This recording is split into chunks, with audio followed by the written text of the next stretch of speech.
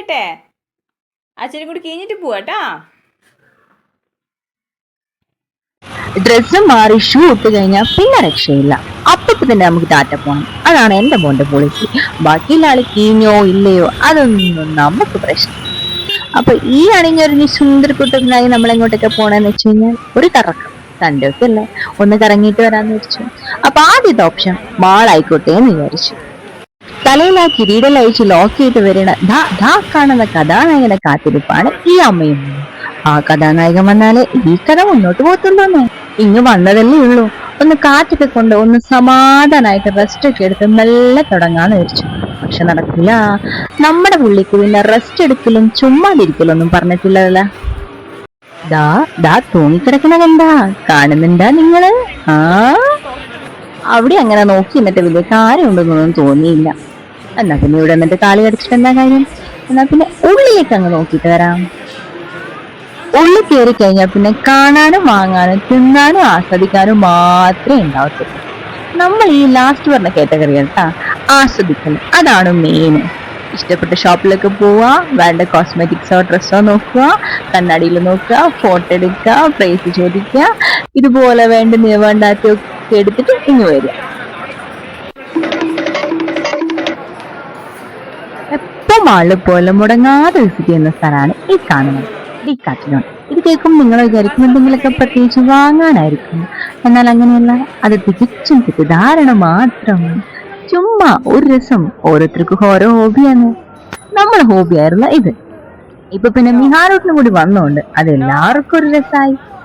ചെന്ന് കയറി ഉടനെ ഒരു ബോൾ എടുത്ത് അവന്റെ കൈ കൊടുത്തോണ്ട് അതുകൊണ്ടായി അവന്റെ കളി. അല്ലെങ്കിൽ അവിടെ ഇല്ല മൊത്തം വാരി വലിച്ചിട്ട് അതൊരു പണിയാക്കി. ഡെലിവറി കഴിഞ്ഞ ശേഷം തിയേറ്റർ നമുക്കിപ്പോ ഒരു ഹറാമാണ്. നമ്മൾ കാണാൻ വിടില്ല എന്ന് മാത്രമല്ലാന്നേ, അവിടെ വന്നവരും കൂടി ഈ ചക്കൻ കാണിപ്പിക്കൂല. അതിനേക്കാൾ നല്ലത് വീട്ടിലടങ്ങിയിരിക്കുന്നതാണ്. അപ്പൊ പിന്നെ ഇങ്ങനെ മാളിലൊക്കെ വന്നു കഴിഞ്ഞാൽ ദൂരെ നിന്ന് പുറമെ ഇങ്ങനെ ബോർഡ് കാണാൻ ആസ്വദിക്കാം. സ്പോട്ടാണ് പ്ലേസും ഗെയിമിങ് ഏരിയ. ഇപ്പൊ പിന്നെ മിഹാറോട്ട് കുഞ്ഞായോണ്ട് പ്രശ്നമില്ല. നമുക്ക് ഇഷ്ടമുള്ള ഗെയിം കാണാൻ, കളിക്കാം, ആസ്വദിക്കാൻ വരാം. ഇനി കുറച്ചും കൂടി വണ്ണം വെച്ച് കഴിഞ്ഞാൽ നമുക്കതൊന്നും പറ്റിയെന്ന് വരത്തില്ല. അപ്പൊ ഇപ്പൊ കളിക്കേണ്ട കളിയെല്ലാം ഞാൻ കളിക്കുക. മിഹാറോട്ട് വണ്ണം വെച്ച് കഴിഞ്ഞാൽ നമ്മൾ ഇതുപോലെ കാണികളായിട്ടിരിക്കുക. അവിടെ അന്തം വിട്ടൊക്കെ തന്നെ കണ്ട. കുറച്ചൊന്നും ഞാൻ എന്റെ ബാല്യകാലത്തേക്കൊന്ന് പോയതായിരുന്നു. അന്നത്തെ മണ്ണപ്പോ ഒളിച്ചുമ്പോത്തൊക്കെ. ഇന്നത്തെ ഈ ഗെയിമെല്ലാം കാണുമ്പോൾ പേരും കൂടെ അറിയാത്ത എന്തെല്ലോ സാധനങ്ങൾ. അതൊരു കാലം. അധികം ആ കാലത്തിലേക്ക് നിൽക്കാൻ പറ്റിയില്ല. എന്നെ കൃത്യം നമ്മൾ വിളിച്ചു.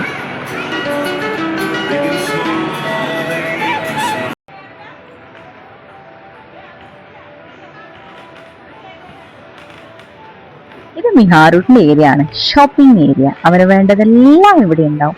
പക്ഷേ ഈ കാണുന്നൊന്നും ഞാൻ വാങ്ങിച്ചു കൊടുക്കാൻ പോകുന്നില്ല. എന്താ വില എന്നാ. അപ്പൊ കേവാടെ ഒരു ബോൾ അങ്ങെടുത്ത് കൊടുത്ത് നേരത്തെ പോലെ.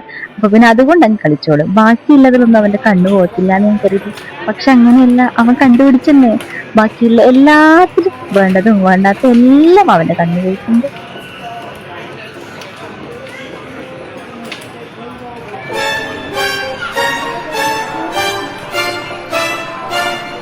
ഇത്രയും വാചകം അടിച്ച സ്ഥിതിക്ക് ഇനി കുറച്ച് ഷാപ്പാടെടുക്കാം, എന്നിട്ടാവാം ബാക്കി.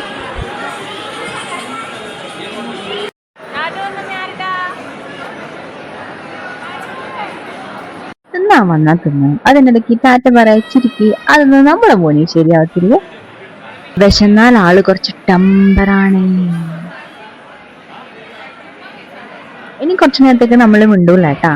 എല്ലാ കോൺസെൻട്രേഷനും ഫുഡിലായിരിക്കണം. പൊതുവെ തിന്നുമ്പോൾ മിണ്ടായിരുന്നു നല്ലേ പറയാറ്. ഈ ലിഫ്റ്റ് കണ്ടോ നിങ്ങള്? Full transparent. ഇതിന്റെ ബോട്ടം ടോപ്പ് ഒഴിച്ചിട്ട് ബാക്കി 4 സൈഡും ട്രാൻസ്പെറന്റ്. എന്റെ താഴെ എത്തുന്നവരെ മനുഷ്യ ശ്വാസം അടച്ച് പുതിയ താഴെ എത്തി. ഒരുവിധം താഴെ എത്തിയ മതിയെന്നായിരുന്നു. എസ്തെറ്റിക് കൂടിയതിന്റെ ഓരോ ഫലങ്ങളെ. ഇനി അടുത്ത വീഡിയോ ആയിട്ട് പിന്നെയും വരാം. Bye bye.